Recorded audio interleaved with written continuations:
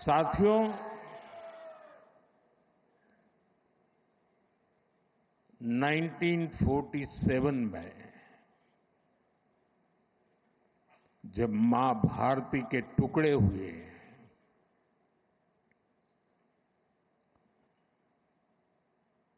कटनी चाहिए थी तो जंजीरें, लेकिन काट दी गई भुजाएं। देश के 3 टुकड़े कर दिए गए।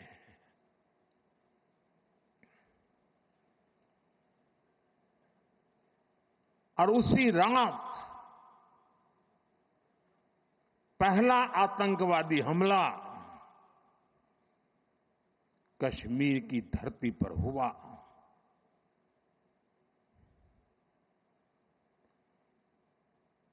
मां भारती का एक हिस्सा आतंकवादियों के बलबूते पर, मुजाहिदों के नाम पर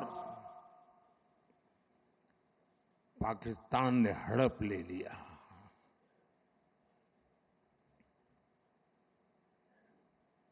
अगर उसी दिन इन मुजाहिदों को मौत के घाट उतार दिया गया होता,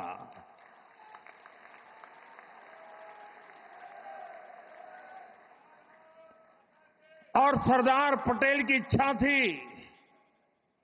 कि पीओके वापस नहीं आता है तब तक सेना रुकनी नहीं चाहिए, लेकिन सरदार साहब की बात मानी नहीं गई और ये मुजाहिदीन जो लहू चख गए थे, वो सिलसिला 75 साल से चला है। पहलगाम में भी उसी का विकृत रूप था। 75 साल तक हम झेलते रहे और पाकिस्तान के साथ जब युद्ध का नौबत आई, तीनों बार भारत की सैन्य शक्ति ने पाकिस्तान को धूल चटा दी।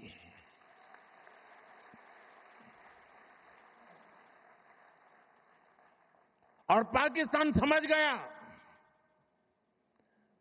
कि लड़ाई में वो भारत से जीत नहीं सकते हैं, और इसलिए उसने प्रॉक्सी वॉर चालू किया। सैन्य प्रशिक्षण होता है, सैन्य प्रशिक्षित आतंकवादी भारत भेजे जाते हैं और निर्दोष निहत्थे लोग, कोई यात्रा करने गया है, कोई बस में जा रहा है, कोई होटल में बैठा है, कोई टूरिस्ट बन के जा रहा है, जहां मौका मिला वे मारते रहे, मारते रहे, मारते रहे, और हम सहते रहे। आप मुझे बताइए, क्या ये अब सहना चाहिए? क्या गोली का जवाब गोले से देना चाहिए? ईंट का जवाब पत्थर से देना चाहिए? ये कांटे को जल मुठ से उखाड़ देना चाहिए?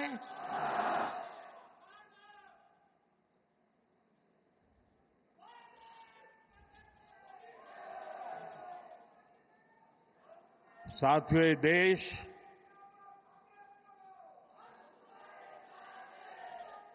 उस महान सांस्कृतिक परंपरा को लेकर के चला है, वसुधैव कुटुंबकम। ये हमारे संस्कार है, ये हमारा चरित्र है, सदियों से हमने इसे जिया है। हम पूरे विश्व को एक परिवार मानते हैं। हम अपने पड़ोसियों का भी सुख चाहते हैं, वे भी सुख चैन से जिए, हमें भी सुख चैन से जीने दे।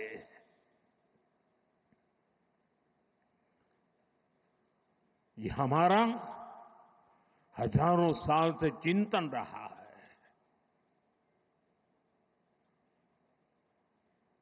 लेकिन जब बार बार हमारे सामर्थ्य को ललकारा जाए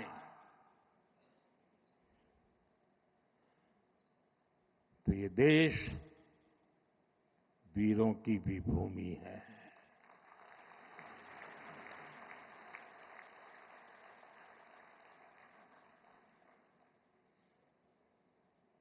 आज तक जिसे हमें प्रॉक्सी वॉर कहते थे,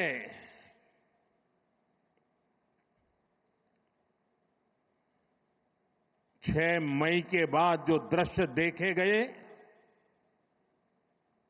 उसके बाद हम इसे प्रॉक्सी वॉर कहने की गलती नहीं कर सकते हैं। और इसका कारण है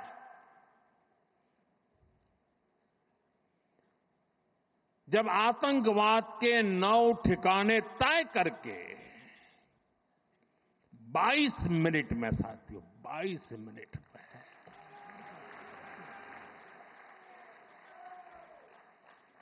उनको ध्वस्त कर दिया। और इस बार तो सब कैमरा के सामने की सारी व्यवस्था रखी थी ताकि हमारे घर में कोई सबूत न मांगे। अब हमें सबूत नहीं देना पड़ रहा है, वो ऊपर वाला दे रहा है।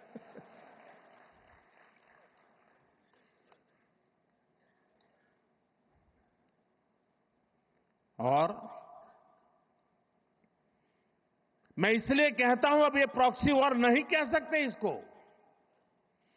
क्योंकि जो आतंकवादियों के जनाजे निकले 6 मई के बाद जिनका कत्ल हुआ, उस जनाजे को स्टेट ऑनर दिया गया पाकिस्तान में। उनके कॉफिन पे पाकिस्तान के झंडे लगाए गए, उनकी सेना ने उनको सैल्यूट दी। ये सिद्ध करता है कि आतंकवादी गतिविधि ये प्रॉक्सी वॉर नहीं है, ये आपकी सोची समझी युद्ध की रणनीति है। आप वॉर ही कर रहे हैं तो उसका जवाब भी वैसे ही मिलेगा।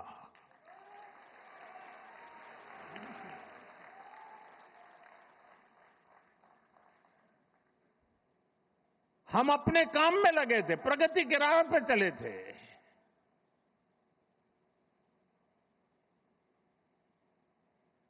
हम सबका भला चाहते हैं और मुसीबत में मदद भी करते हैं।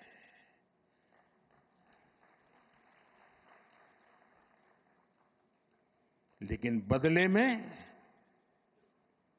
खून की नदियां बहती है।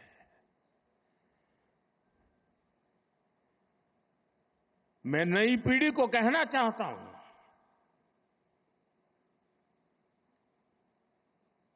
देश को कैसे बर्बाद किया गया है। 1960 में जो इंडस वाटर ट्रीटी हुई है, अगर उसकी बारीकी में जाएंगे तो आप चौंक जाएंगे। यहां तक तय हुआ है उसमें कि जो जम्मू कश्मीर की अन्य नदियों पर डैम बने हैं, उन डैम का सफाई का काम नहीं किया जाएगा, डिसिल्टिंग नहीं किया जाएगा, सफाई के लिए जो नीचे की तरफ गेट है वो नहीं खोले जाएंगे। 60 साल तक ये गेट नहीं खोले गए और जिसमें 100% पानी भरना चाहिए था, धीरे धीरे इसकी कैपेसिटी कम हो गई, 2%, 3% रह गया। क्या मेरे देशवासियों को पानी पर अधिकार नहीं है क्या? उनको उनके हक का पानी मिलना चाहिए, नहीं मिलना चाहिए क्या? और अभी तो मैंने कुछ ज्यादा किया नहीं है।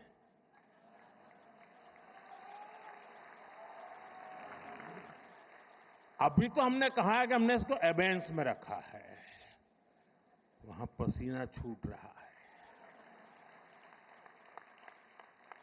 और हमने डैम थोड़े खोल करके सफाई शुरू की।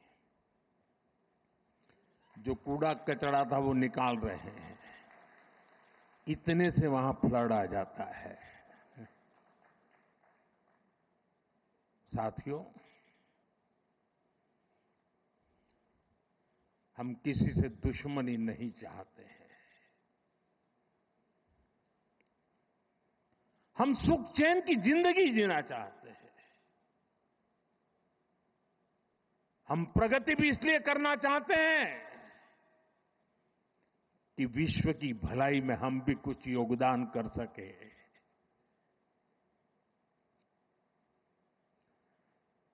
और इसीलिए